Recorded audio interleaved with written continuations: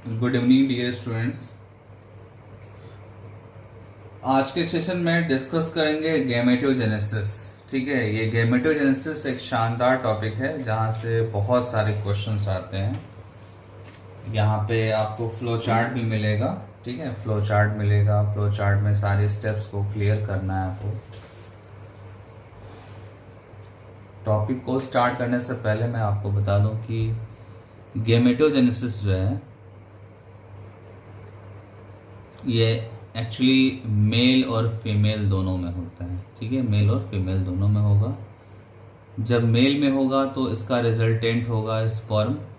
ठीक है, मतलब लास्ट में जो रिजल्ट मिलेगा वो स्पर्म मिलेगा। और फीमेल में होगा तो इसका लास्ट में जो मिलेगा वो क्या होगा, ओवम होगा। ठीक है, ये दो जो है क्या है, ये प्रोडक्ट हैं गैमेटोजेनेसिस के।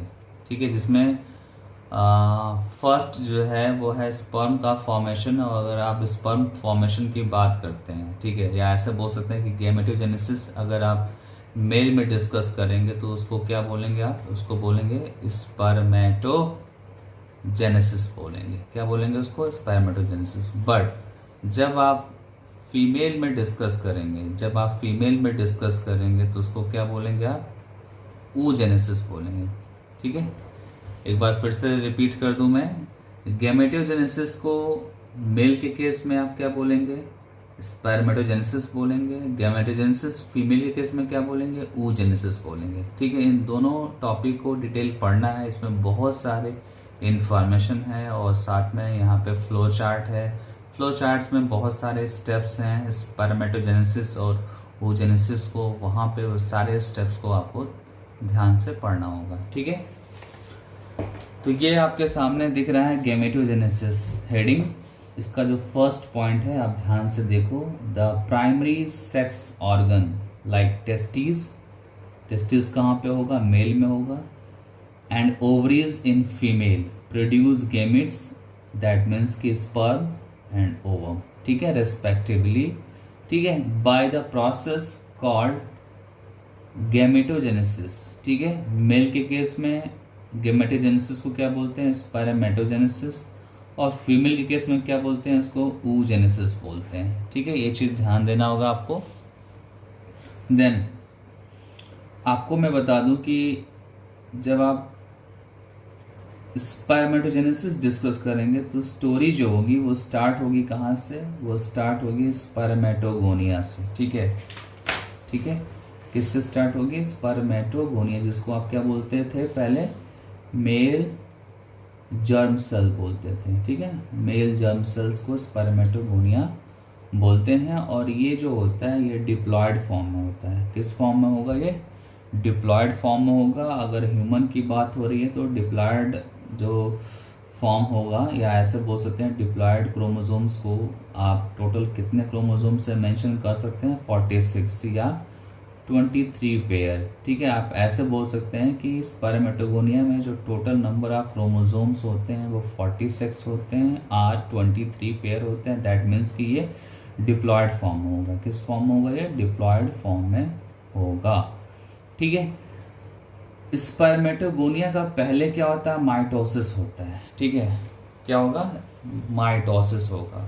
और माइटोसिस किस टाइप का डिवीजन होता है, ये इक्वेशनल डिवीजन होता है, जिसमें सिंपली क्या होता है, नंबर इंक्रीज होगा, नंबर ऑफ स्पर्मेटोगोनिया इंक्रीज होगा। क्या होगा, इंक्रीज होगा। ये ध्यान देना होगा। स्टार्टिंग में जब आप एनसीईआरटी पढ़ोगे तो स्टार्टिंग में क्या होता है, माइटोसिस प्रोसेस के through number of spermatogonia increase कराएंगे। और फिर इसमें क्या होता है, डिफरेंशिएशन होता है। क्या होता है, डिफरेंशिएशन होता है। डिफरेंशिएशन के बाद फॉर्म होता है प्राइमरी स्पर्मेटोसाइट्स का फॉर्मेशन होता है। प्राइमरी स्पर्मेटोसाइट्स का फॉर्मेशन होता है और ये भी डिप्लॉयड फॉर्म में होगा। दैट मीन्स कि इसको भी आप 2n से रिप्रेजेंट कर सकते हैं।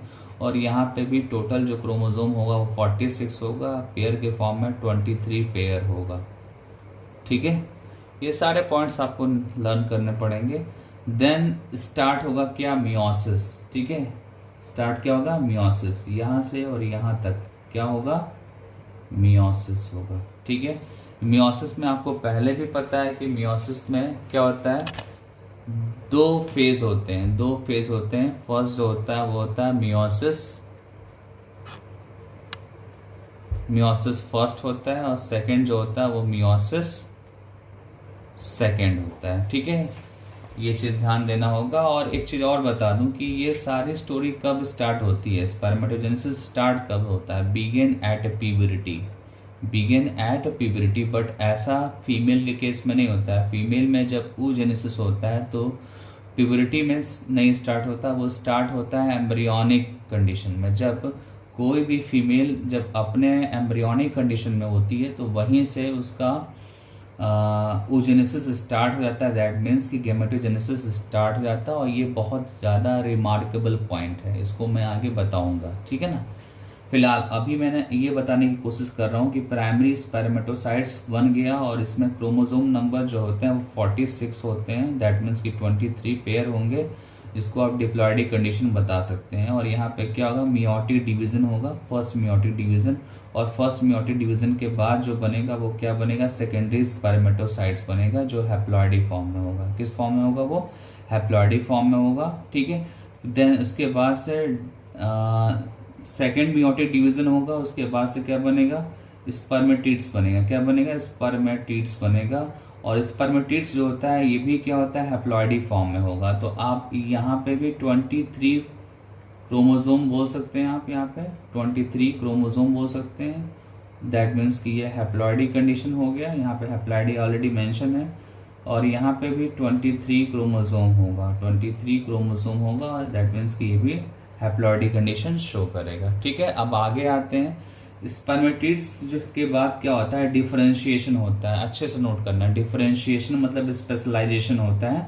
और उसके बाद से ये फॉर्म होता है किसमें, स्पर्मेटोजोआ में कन्वर्ट होता है। एक्चुअली स्पर्मेटिड्स का डिफरेंशिएशन होता है तो स्पर्मेटोजोआ में कन्वर्ट होता है। स्पर्मेटोजोआ को ही हम क्या बोलते हैं, स्पर्म बोलते हैं। क्या बोलते हैं इसको, स्पर्म बोलते हैं। ठीक है ना, ध्यान देना होगा। और एनसीईआरटी में एक लाइन मेंशन है कि जब डिफरेंशिएशन होता है तो उस प्रोसेस का नेम क्या है। ठीक है, जब स्पर्मेटिड्स का डिफरेंशिएशन होता है तो उस प्रोसेस का नेम क्या है, तो ये आपको अच्छे से ध्यान से पढ़ना होगा। उसका नेम है spermiogenesis.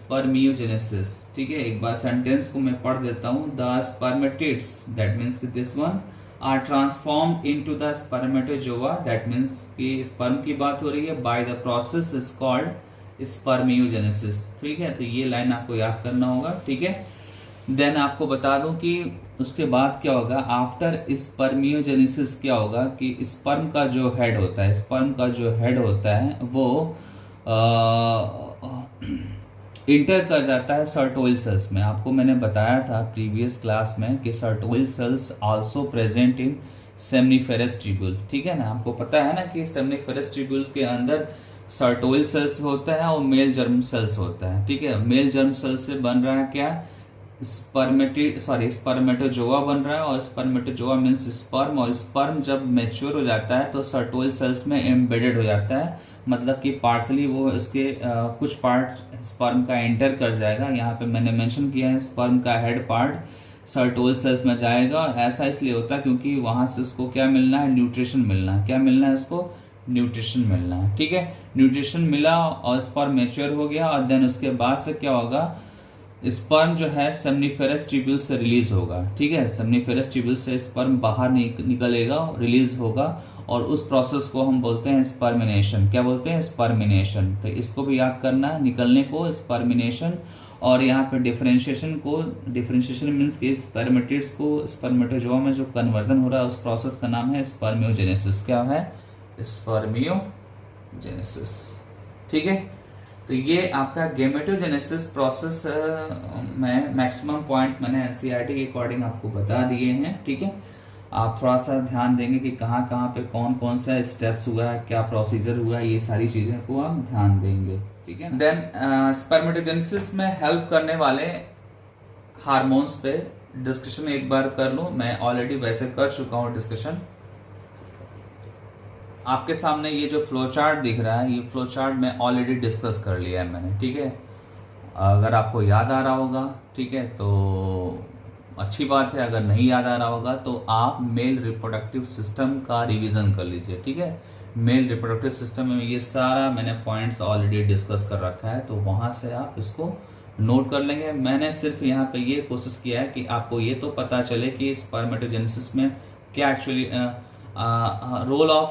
Role of hormone in spermatogenesis में आपको एक्चुअली क्या पढ़ना है, ये आपको पता रहे, ठीक है ना। इसलिए मैंने ये फ्लो चार्ट आपके सामने शो किया है, ठीक है ना।